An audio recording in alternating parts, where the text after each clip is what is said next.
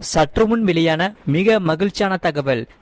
மதிப்புமிகு மகளிர் திட்டத்தில் ரூபாய் 2500 அனைத்து மகளிருக்கும் வரப்போகிறது. அதை பார்க்கறதுக்கு முன்னாடி நீங்க நம்ம சேனல் சப்ஸ்கிரைப் பண்ணாம இருந்தீங்கன்னா மறக்காம லைக் பண்ணிக்கோங்க, சப்ஸ்கிரைப் பண்ணிக்கோங்க, உங்க நண்பர்களுக்கு தெரியப்படுத்தும் ஷேர் பண்ணிக்கோங்க. வீடியோவை கடைசி வரைக்கும் முழுமையா பாருங்க. முதல்வர் விஜயின் பிறந்த நாளான ஜூன் 22 முதல் 2500 மகளிர் உரிமை திட்டத்தை தொடங்க தாவேக திட்டமிட்டு வருகிறது. இதற்காக நிதியமைச்சர் மற்றும் அரசு அதிகாரிகளுடன் முதல்வர் விஜய் தீவிரமாக ஆலோசனை மேற்கொண்டு வருகிறார்.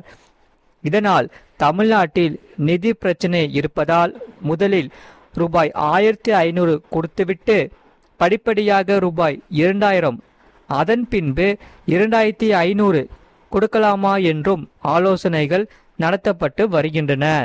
மறக்காம வீடியோக்கு லைக் பண்ணிட்டு சேனலை சப்ஸ்கிரைப் பண்ணிட்டு பாருங்க.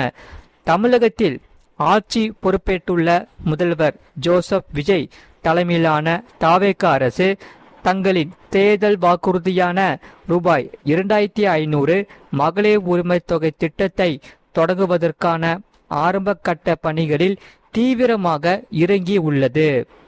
ஜூன் 22ஆம் தேதி அன்றுதான் முதல்வர் விஜயின் பிறந்த நாளை முன்னிட்டு இந்த புதிய மறுசீரமைக்கப்பட்ட திட்டத்தை தொடங்க தாவேக திட்டமிட்டுள்ளதாக தகவல்கள் வெளியாகி உள்ளது. இதனால் திமுக ஆட்சியில் கொண்டு வரப்பட்ட கலைஞர் மகளிர் உரிமை தொகை திட்டத்தை முழுமையாக மறுசீரமைத்து அதற்கு பதிலாக மதிப்புமிகு மகளிர் திட்டம் என புதிய பெயரிட தாவேக முடிவு செய்துள்ளது.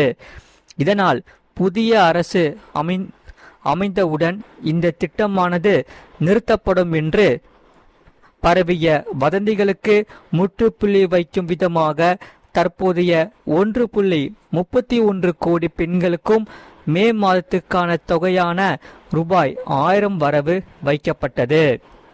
இதனால் தாவேக தனது தேர்தல் அறிக்கையில் 60 வயதுக்குட்பட்ட தகுதியுள்ள அனைத்து குடும்ப தலைவிகளுக்கும் மாதம் ரூபாய் 2500 வழங்கப்படும் என அறிவுறுத்தியிருந்தது.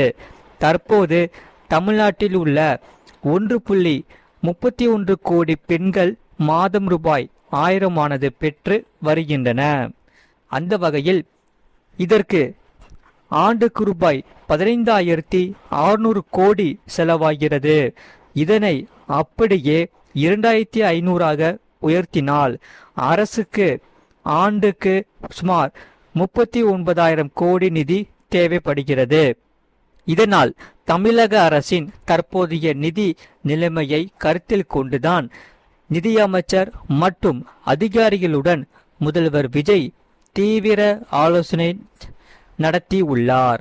அதன்படி முதல் கட்டமாக ஜூன் 22 முதல் இத்தொகையை 1500 அல்லது 2000 உயர்த்தப்பட்டு பின்னர் படிப்படியாக 2500 உயர்த்தலாமா என்றும் அரசு தரப்பில் பரிசீலிக்கப்பட்டு வருகிறது. இதனால் மக்கள் மத்தியில் மிகவும் மகிழ்ச்சியோடு இருக்கிறார்கள்.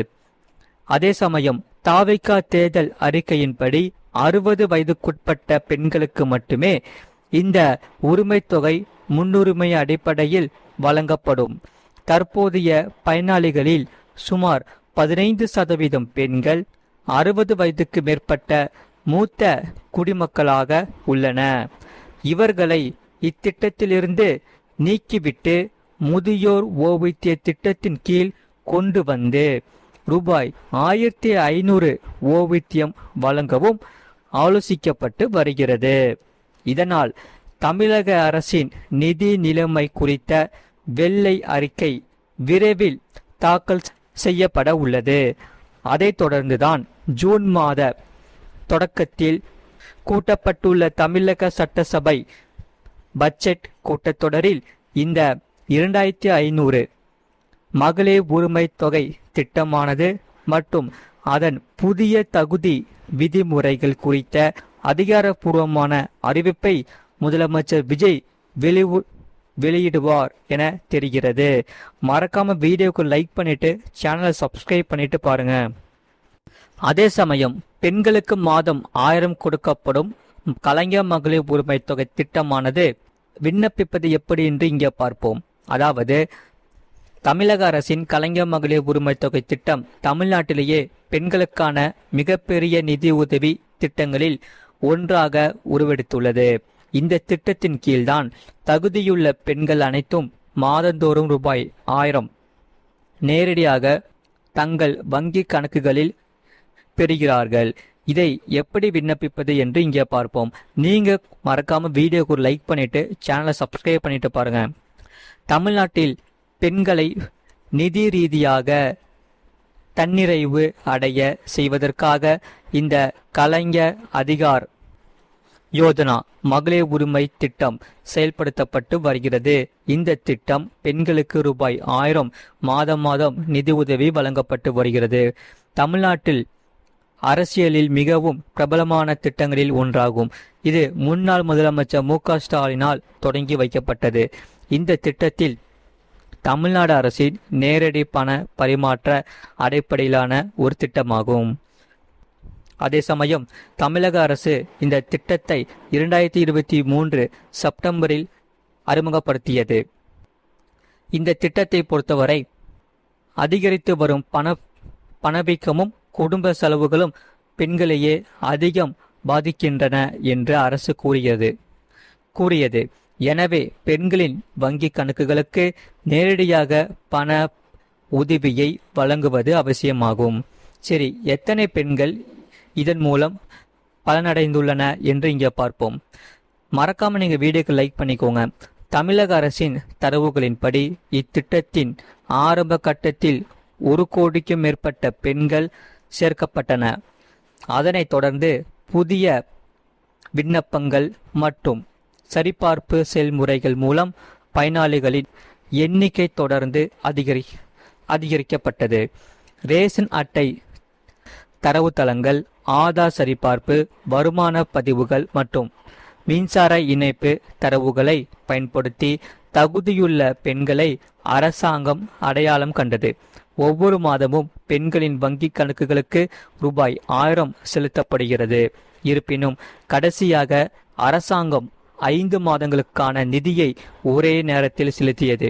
சரி, இது யாரெல்லாம் விண்ணப்பிக்கலாம் என்று இங்கே பார்ப்போம். இத்திட்டத்திற்கு தகுதி பெறும் பெண்கள் தமிழ்நாட்டில் வசிப்பவர்களுக்கான இருக்க வேண்டும்.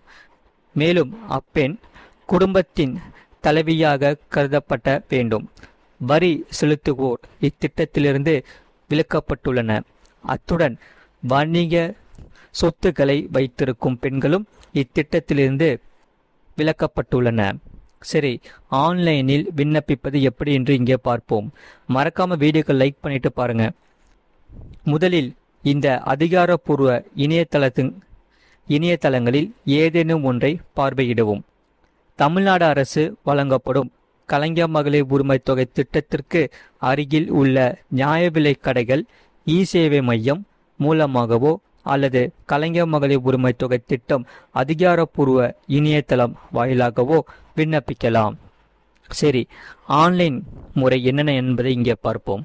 கலைஞர் மகளிர் உரிமை தொகை திட்டம் இணையதளத்திற்கு செல்லவும். ரிஜிஸ்டர் அல்லது அப்ளை ஆன்லைன் என்ற விருப்பத்தை தேர்ந்தெடுக்கவும். ஆதார் அட்டை, ரேஷன் அட்டை மற்றும் வங்கி புத்தகம் விவரங்களை உள்ளிடவும். கேட்கப்பட்ட ஆவணங்களை அப்லோட் செய்து சமர்ப்பிக்கவும். அடுத்தது ஆஃப்லைன் முறை என்னென்ன என்பதை இங்கே பார்ப்போம். உங்கள் பகுதிக்குரிய நியாய விலை கடை அல்லது சிறப்பு முகாம்களை அணுகவும். அங்கு வழங்கப்படும் விண்ணப்ப படிவத்தை பெற்று உங்கள் குடும்ப மற்றும் தனிப்பட்ட விவரங்களை நிரப்பவும். அதே சமயம் தேவையான ஆவணங்களின் நகல்களை இணைத்து அதிகாரிகளுடன் சமர்ப்பிக்கவும். தேவையான ஆவணங்கள் விண்ணப்பிக்கும் போது கீழ்கண்ட ஆவணங்களை தயாராக வைத்திருக்க வேண்டும். இதில் ஆதார் அட்டை, குடும்ப அட்டை, ரேஷன் அட்டை, வங்கி கணக்கு புத்தகம், வருமான சான்று மற்றும் பிற தொடர்புடைய விவரங்கள். சரி, நிலையை சரிபார்க்க தேவையான ஆவணங்கள் என்னென்ன என்பதை இங்கே பார்ப்போம். நீங்கள் மறக்காம வீடியோக்கு லைக் பண்ணிட்டு சேனலை சப்ஸ்கிரைப் பண்ணிட்டு பாருங்க. அதாவது ஸ்மார்ட் ரேஷன் கார்டு, ஆதார் அட்டை, பதிவு செய்யப்பட்ட கைபேசி எண். இந்த வழிமுறைகளை பின்பற்றுவதன் மூலம் நீங்கள் வீட்டில் இருந்தபடியே நீங்கள் நிலையை சரிபார்க்கலாம். முதலில் விண்ணப்ப நிலையை சரிபார்க்கவும் என்ற விருப்பத்தை தேர்ந்தெடுக்கவும். உங்கள் ஸ்மார்ட் ரேஷன் அட்டை எண் அல்லது விண்ணப்ப ஐடியை உள்ளிடவும். பதிவு செய்யப்பட்ட மொபைல் எண்ணுக்கு வந்த ஓடிபியை உள்ளிடவும். சரிபார்ப்பு முடிந்த பிறகு உங்கள் நிலை ஒப்புதல் அளிக்கப்பட்டது, நிலுவையில் உள்ளது, நிராகரிக்கப்பட்டது மற்றும் கட்டண விவரங்கள் திரையில் தெரியும். அடுத்தது, முதல்வரின் முகவரி போர்ட்டலில் இருந்து சரிபார்க்கவும். நீங்கள் புகார் அளித்திருந்தாலோ அல்லது இரண்டாம் கட்ட ஒப்புதலுக்காக காத்திருந்தாலோ cmhelpline.tnega.org இணையதளம் மூலம் இதன் நிலையை சரிபார்க்கலாம். மறக்காம வீடியோக்கு லைக் பண்ணிட்டு சேனலை சப்ஸ்கிரைப் பண்ணிட்டு இந்த வீடியோ உங்க நண்பர்களுக்கு தெரியப்பட்டவும் கண்டிப்பா ஷேர் பண்ணிக்கோங்க.